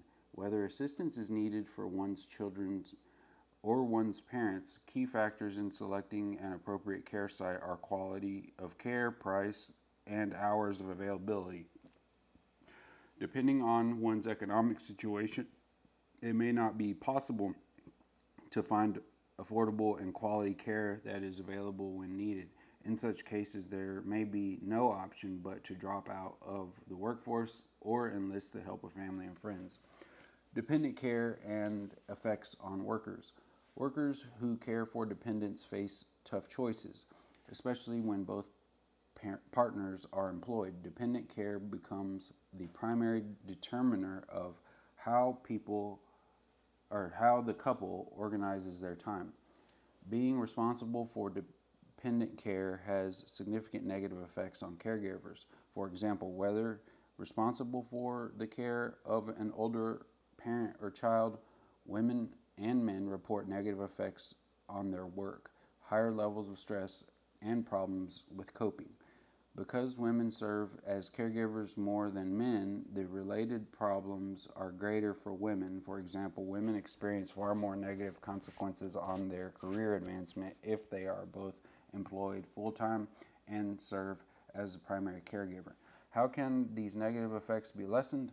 When women's partners provide good support and women have an average or high control over their jobs, employed mothers are significantly less distressed than employed non-mothers or mothers without support. Research focusing on single working mothers also shows that those who have support from their families manage to figure out a balance between work and family obligations. However, when support and job control are lacking, employed mothers, single or married, are significantly more distressed than employed non-mothers. Clearly, the most important factors are partner or family support and a job that allows one to control such things as one's schedule. The latter point demonstrates that what employers provide in terms of supportive workplace is also important, as we see next. Dependent care and employer responses. Employed parents with small children or dependent parents are confronted with the difficult prospect of leaving them in the care of others. This is especially problematic when the usual care arrangement is unavailable. A growing need in the workplace is for backup care, which provides emergency care for dependent children or adults so that the employee does not need to lose a day of work. Does providing a workplace care center or a backup care make a difference in terms of an employee's feelings about work, absenteeism, and productivity? The answer is there is no simple answer. For example, just making a child care center available for employees does not necessarily reduce parents' work family conflict or the absenteeism, particularly among younger employees. A family friendly company must also pay attention to the attitudes of their employees and make sure that the company provides broad based support. The keys are how supervisors act and the number and type of benefits the company provides. When the organization adopts a justice approach in which supervisors are sympathetic and supportive regarding family issues and childcare and provides benefits that workers consider important, employees report less work, family conflict, have lower absenteeism, and report higher job satisfaction. The most important single thing a company can do is allow the employee to leave work without penalty to tend to family needs.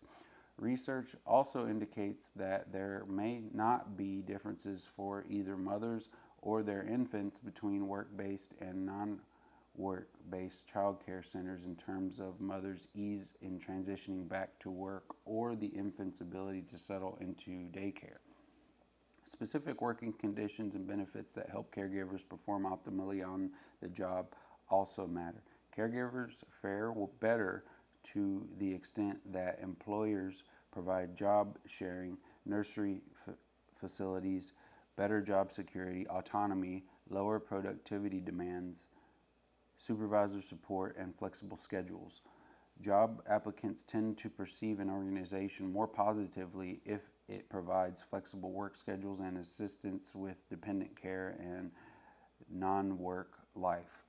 It will be interesting to watch how these issues, especially flexible schedules, play out in the United States where such practices are not yet common. A global study of parental leave, such as that granted under the U.S. Family and Medical Leave Act, shows that the more generous parental leave policies are, the lower the infant mortality rates, clearly indicating that parental leave policies are a good thing. Juggling multiple roles. When both members of a heterosexual couple with dependents are employed, who cleans the house, cooks the meals, and takes care of the children when they are ill? The question goes to the heart of the core dilemma of modern dual earner couples. How are household chores divided? How are work and family role conflicts handled? Dividing household chores. Despite much media attention, the claims of increased sharing in duties, women still perform the lion's share of housework regardless of employment status, as shown in figure 12.7.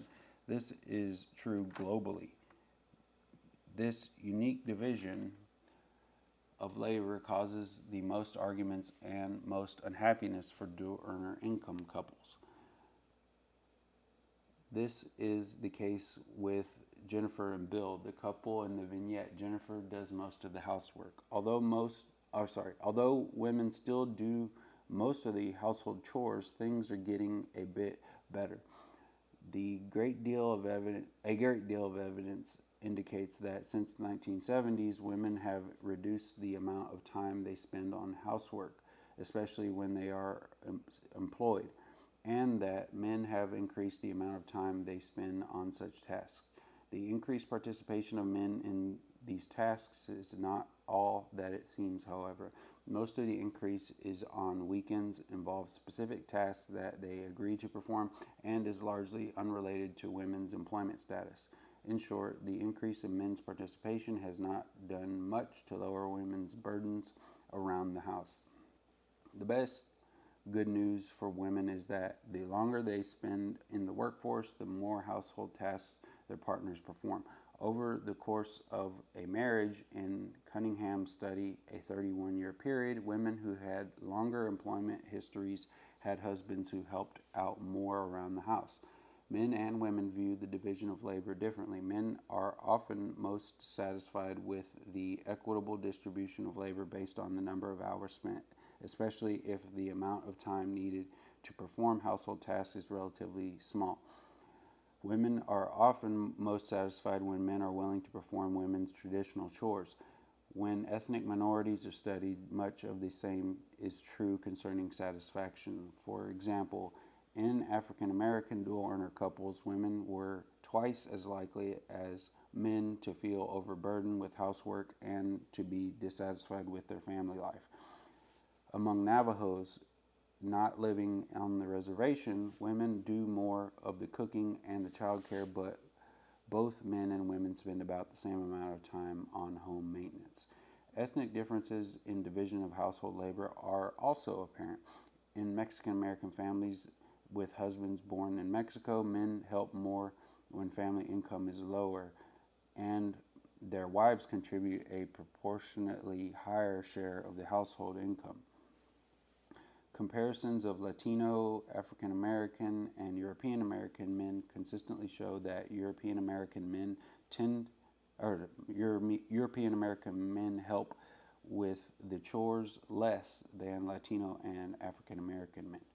In sum, the available evidence from heterosexual couples indicates that women still perform more household tasks than men, but that the difference varies with ethnic groups.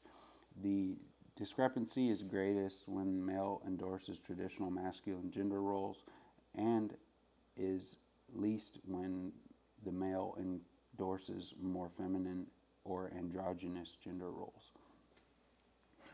Work-family conflict. When people have both occupations and children, they must figure out how to balance the demands of each. Parents agonize over how to watch their daughter's ball game when they must also attend an important business meeting.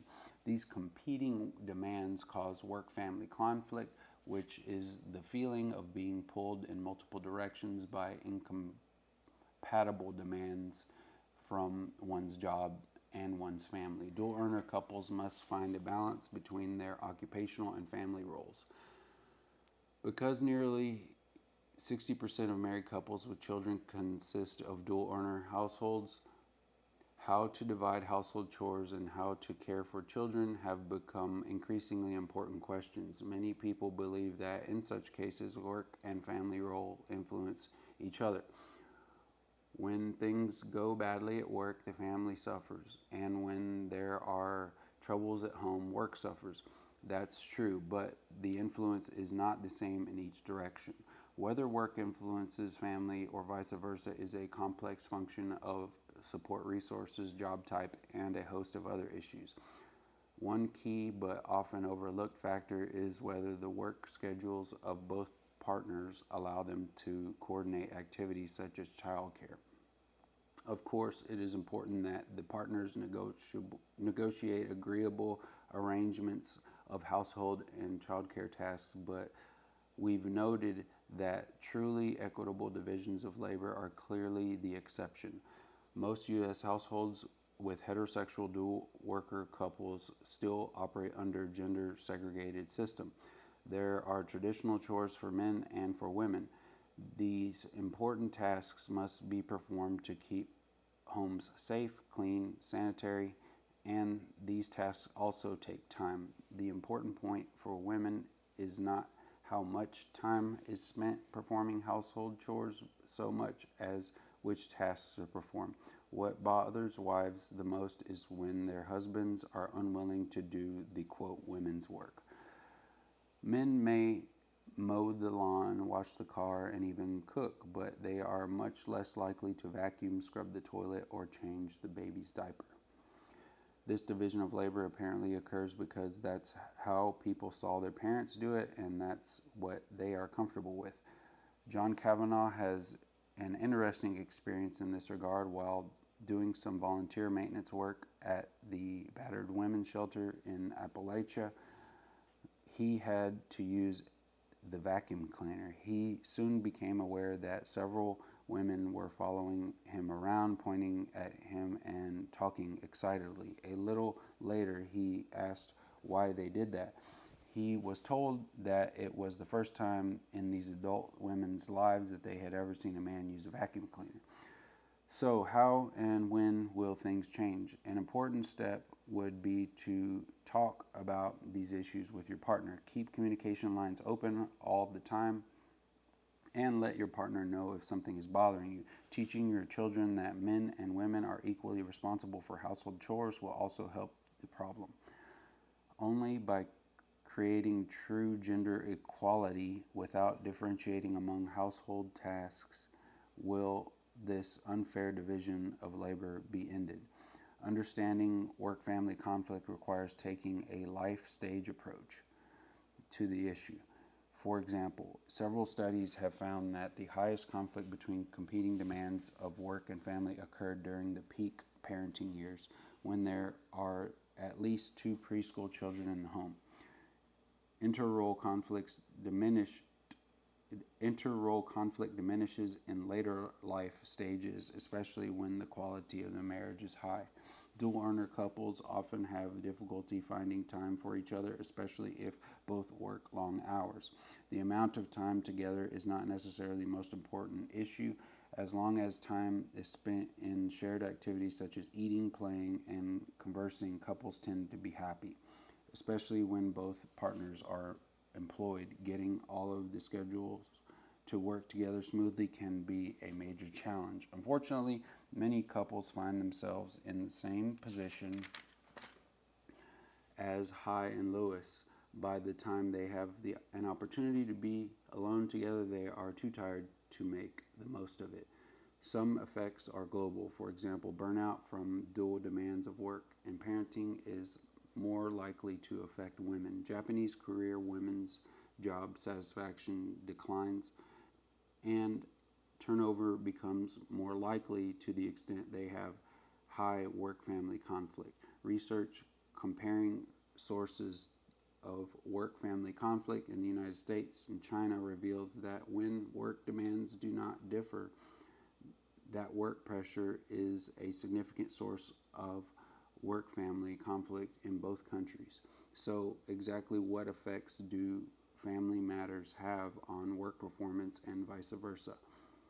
Evidence suggests that work-family conflict is a major source of stress in couples' lives. In general, women feel the work-to-family spillover to a greater extent than men, but both men and women feel the pressures.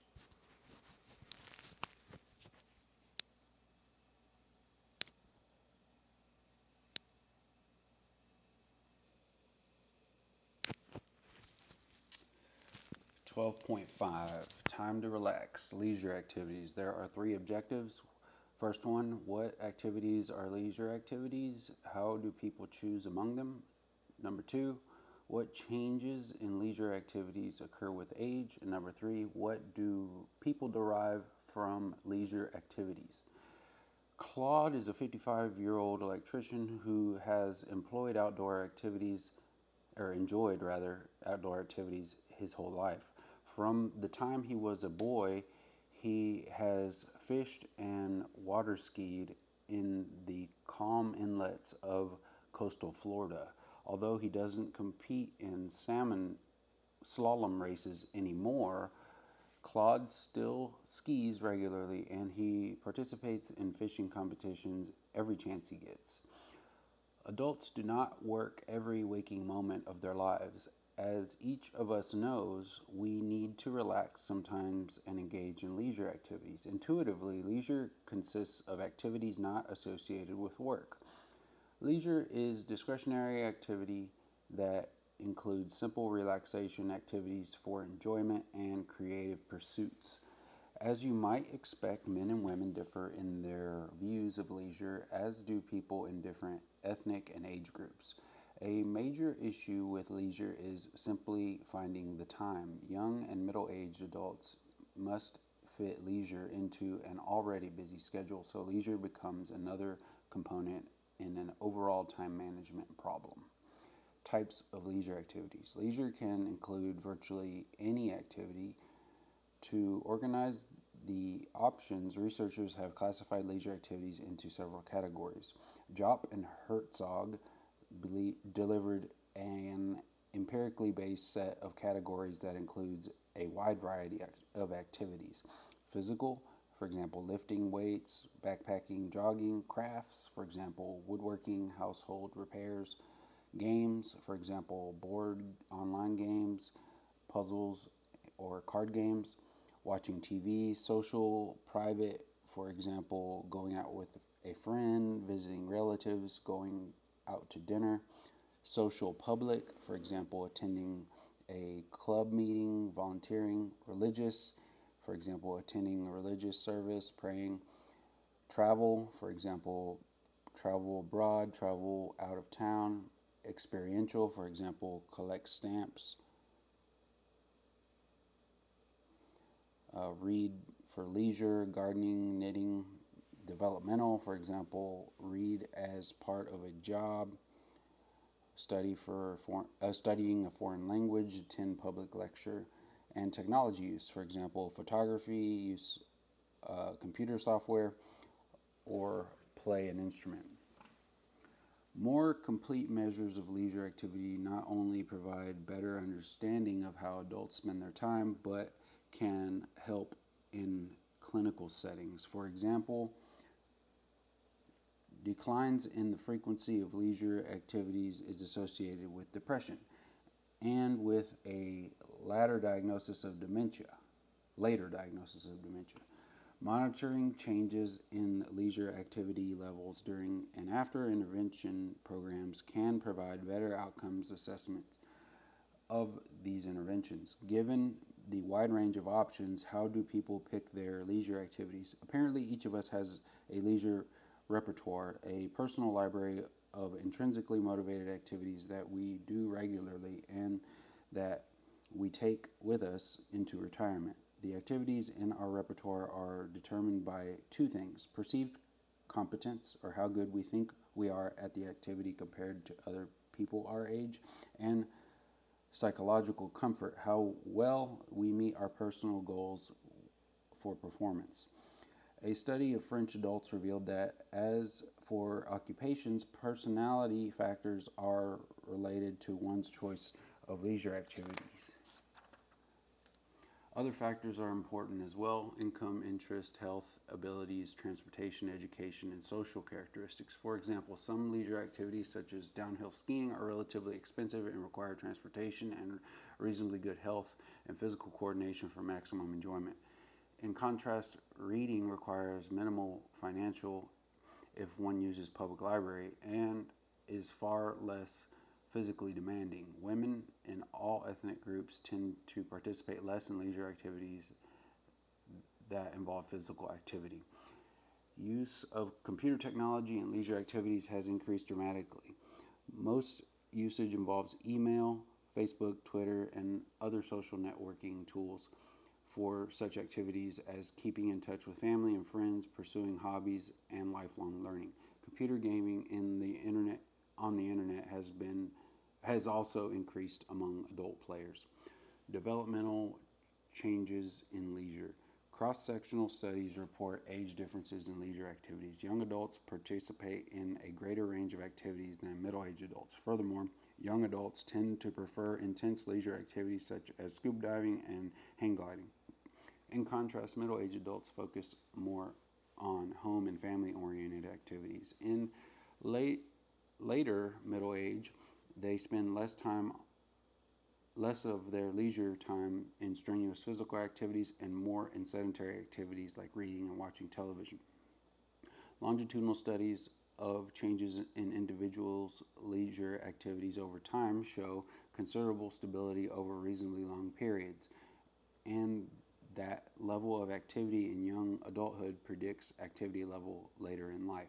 Claude, the 55-year-old in the vignette who likes to fish and ski, is a good example of overall trend. As Claude demonstrates, frequent participation in particular leisure activities during childhood tend to confirm or continue into adulthood.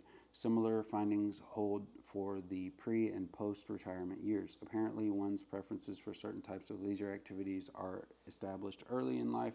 They tend to change over the lifespan, primarily in terms of how physically intense they are. Consequences of leisure activities.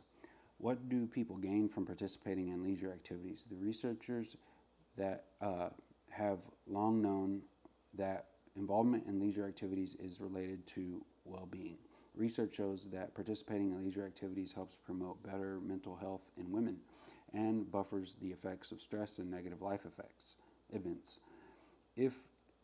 It even helps lower the risk of mortality. Studies show that leisure activities provide an excellent forum for the interaction of biological, psychological, and sociocultural forces. Leisure activities are a good way to deal with stress, which, as we have seen, has significant biological effects. This is especially true for unforeseen negative events. Psychologically, leisure activities have been well documented as one of the primary coping mechanisms that people use. How people cope by using leisure activities varies across cultures depending on various types of activities that are permissible and available. Likewise, leisure activities vary across social class. Basketball is one activity that cuts across social class because it is inexpensive, whereas downhill skiing is more associated with people who can afford to travel to ski resorts and pay the fees. How do leisure activities provide protection against stress? Kleiber and colleagues offer 4 ways that leisure activities serve as a buffer against negative life events. Leisure activities distract us from negative life events. Leisure activities generate optimism about the future because they are pleasant. Leisure activities connect us to our personal past by allowing us to participate in the same activities over much of our lives. Leisure activities can be used as vehicles for personal transformation. Whether the negative life events we experience are personal, such as the loss of a loved one, or societal, such as a terrorist attack, leisure activities are common and effective way to deal with them. They truly represent the confluence of biopsychosocial forces and are effective at any point in the life cycle. Participating with others in leisure activities may also strengthen feelings of attachment to one's partner, friends, and family. Adults use leisure as a way to explore interpersonal relationships or to seek social approval. In fact, some research suggests that marital satisfaction is helped more when couples spend some leisure time with others than if they spend it just as a couple. But there's no doubt that couples who play together are happier. But what if leisure activities are pursued very seriously? In some cases, people create leisure-family conflict by engaging in leisure activities to extremes. Only when there is support from others for such extreme involvement are problems avoided. As in most cases, or most things, moderation in leisure activities is probably best. You have probably heard the saying that, quote, no vacation goes unpunished. It appears to be true. Workers report that high post-vacation workloads eliminate most of the positive effects of vacation. Restful vacations do not prevent declines in mood or sleep due to one's post-vacation workload. One frequently overlooked outcome of leisure activity is social acceptance. For persons with disabilities, this is particularly important consideration. There's a positive connection between frequency of leisure activities and social acceptance, friendship development, and acceptance of differences. These findings highlight the importance of designing inclusive leisure activity programs. The end.